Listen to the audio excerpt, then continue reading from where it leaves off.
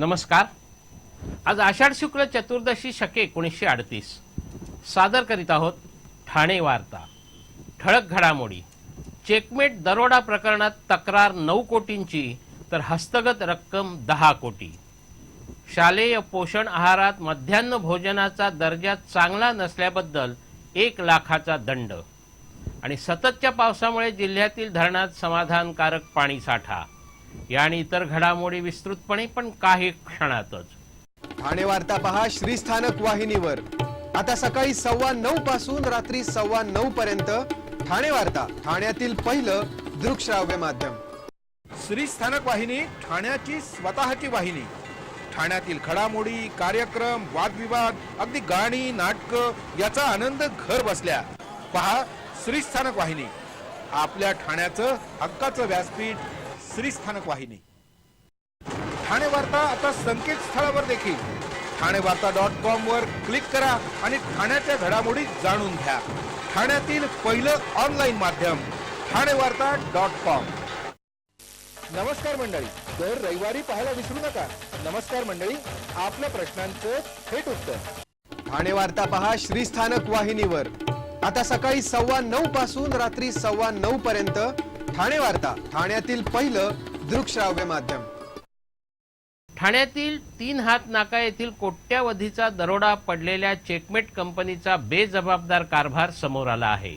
दरोड्याच्या वेळी किती कोटी रुपये चोरीला गेले याबाबत कंपनी संभ्रमात असून पोलिसात आधी दिलेल्या फिर्यादीत 9 कोटी 16 लाखांची माहिती देणाऱ्या कंपनीने आता 11 कोटी गेल्याचा दावा केला आहे। तर पोलिसांनी 16 आरोपींकडून आतापर्यंत 10 कोटी 2 लाखाची रक्कम हस्तगत केल्याने चेकमेटच्या कारभारातच गोलमाल असल्याची चर्चा सुरू आहे।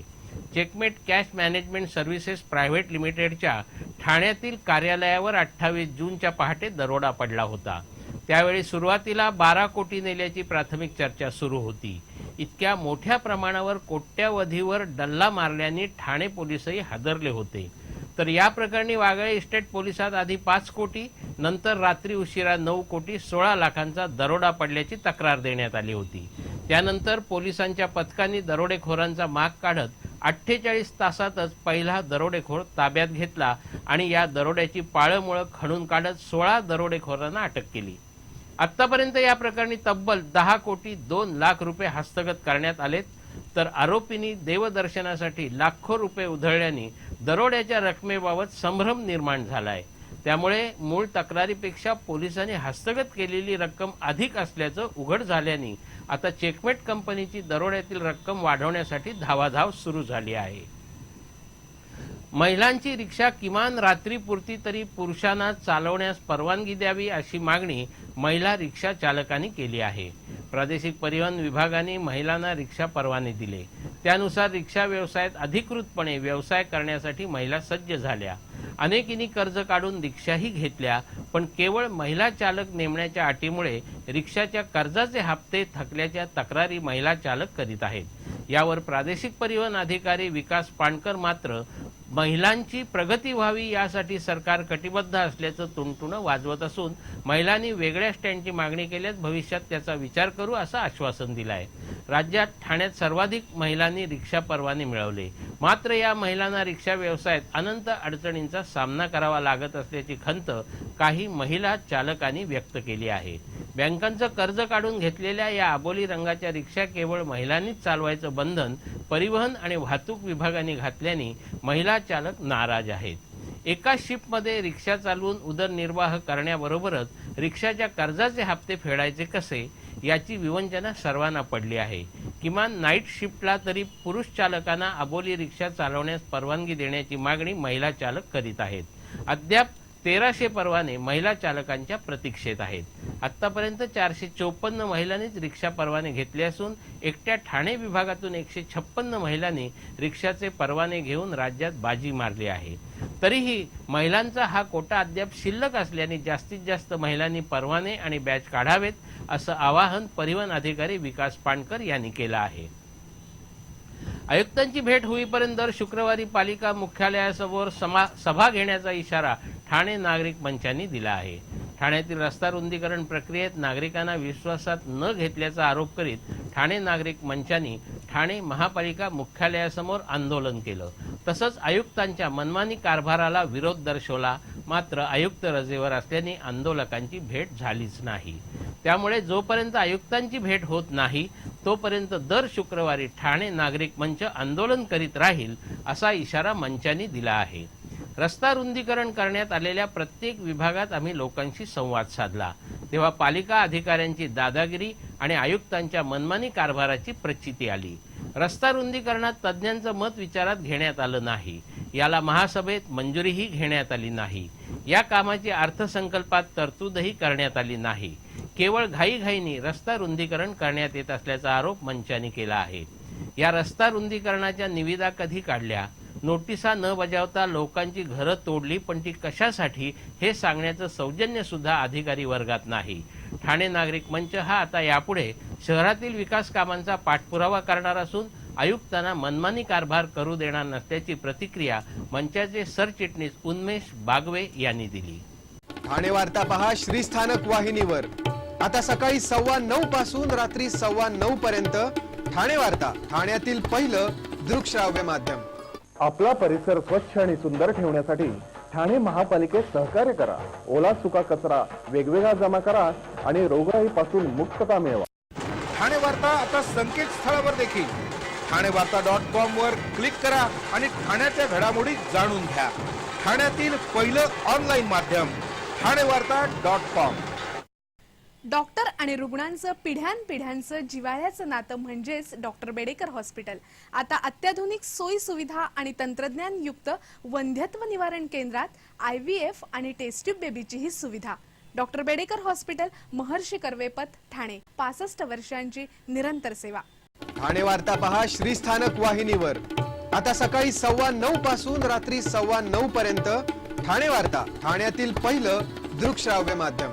शालेय पोषण आहारात मध्यान्ह भोजनाचा दर्जा चांगला नसल्याबद्दल जिल्हाधिकारी महेंद्र कल्याणकर यांनी पडघा येथील नाईक फाउंडेशनला 1 लाख रुपयांचा दंड ठोठावला आहे. जिल्हाधिकाऱ्यांनी स्वतः या पुरवठादाराच्या स्वयंपाकगृहास भेट देऊन पाहणी केली होती. जिल्हाधिकाऱ्यांनी 1 दिवस शाळेचा या उपक्रमाअंतर्गत भिवंडी तालुक्यातील आदिवासी पाडा बोरिवली या जिल्हा परिषदेच्या शाळेला भेट दिली होती. यावेळी त्यांनी विद्यार्थी, शिक्षक, पालक, शाळा व्यवस्थापन समितीच्या पदाधिकाऱ्यांशी संवाद साधला होता आणि शाळेच्या समस्या सोडवण्यासंदर्भात अधिकाऱ्यांना सूचनाही दिल्या होत्या. जिल्हाधिकाऱ्यांनी शाळेतल्या मुलांबरोबर मध्यान्ह भोजन घेतलं. त्यावेळी त्यांना या भोजनाचा दर्जा चांगला वाटला नाही, तसंच त्याची चवही चांगली नव्हती. हे भोजन शालेय पोषण आहार योजनेत पडघा येथील नाईक फाउंडेशनकडून येतं अशी माहिती मिळाल्यानंतर जिल्हाधिकाऱ्यांनी स्वतः अधिकाऱ्यांसमवेत या फाउंडेशनच्या स्वयंपाकगृहाला भेट दिली आणि प्रत्यक्ष भोजनाचा दर्जा तपासला. मुलांना दिल्या जाणाऱ्या या भोजनाबाबत अधिक काटेकोरपणा बाळगण्याची गरज असताना या भोजनाचा दर्जा चांगला ठेवण्याबाबत हलगर्जीपणा दाखवल्याबद्दल त्यांनी फाउंडेशनला 1 लाख रुपयांचा दंड ठोठावला आणि भविष्यात या दर्जात सुधारणा झाली नाही तर फौजदारी गुन्हा दाखल करण्यात येईल असंही सांगितलं. प्रतिकूल परिस्थितीतून आलेल्या व्यक्तींनीच इतिहास घडवला असल्याचा आतापर्यंतचा अनुभव सांगतो. त्यामुळे परिस्थितीची लाज न बाळगता तिच्यावर मात करत आयुष्य यशस्वीपणे घडवा असे विचार सुप्रसिद्ध कलाकार मकरंद अनासपुरे यांनी ठाण्यात बोलताना व्यक्त केले. समता विचार प्रसारक संस्थेतर्फे आयोजित एकलव्य गौरव पुरस्कार सोहळ्यात ते बोलत होते. ज्ञान ही सगळ्यात मोठी शक्ती असून ज्ञान मिळवण्याचं काम सतत चालू ठेवा. ज्ञान मिळवणं ही कोणाची मक्तेदारी नसून सर्वांना ज्ञान मिळवण्याचा समान हक्क आहे असं सांगून आपल्याकडे नसलेल्या गोष्टींबद्दल वाईट वाटून घेऊ नका, त्या प्रामाणिकपणे मिळवण्याची धमक ठेवा असे विचार मकरंद अनासपुरे यांनी यावेळी बोलताना व्यक्त केले. यावेळी परिस्थितीशी झगडत शिक्षण घेऊन उत्तम गुण मिळवणाऱ्या विद्यार्थ्यांचा एकलव्य पुरस्कार देऊन गौरव करण्यात आला. या सोहळ्यास राज्याच्या कामगार उपायुक्त शिरीन लोखंडे आणि मुंबई महापालिकेत सफाई कामगार म्हणून कार्यरत असतानाही PhDचं शिक्षण घेणारे सुनील यादव प्रमुख पाहुणे म्हणून उपस्थित होते. ठाणे आणि आजूबाजूच्या परिसराला पाणीपुरवठा करणाऱ्या धरणांच्या पाणलोट क्षेत्रात पावसाची संततधार सुरू असून यामुळे धरणांच्या पाणीसाठ्यात चांगलीच वाढ होत आहे. भातसा आणि बारवी धरणातून ठाणे आणि आजूबाजूच्या परिसराला पाणीपुरवठा होतो. भातसा धरणात गेल्या 24 तासात 18 तर बारवी धरणात 35 मिलीमीटर पावसाची नोंद झाली. गेल्या वर्षीच्या तुलनेत यंदा पाऊस समाधानकारक झाला आहे. गेल्या वर्षी आजच्या तारखेपर्यंत भातसा धरणाच्या पाणलोट क्षेत्रात 664 मिलीमीटर तर बारवी धरणाच्या पाणलोट क्षेत्रात 406 मिलीमीटर पाऊस झाला होता.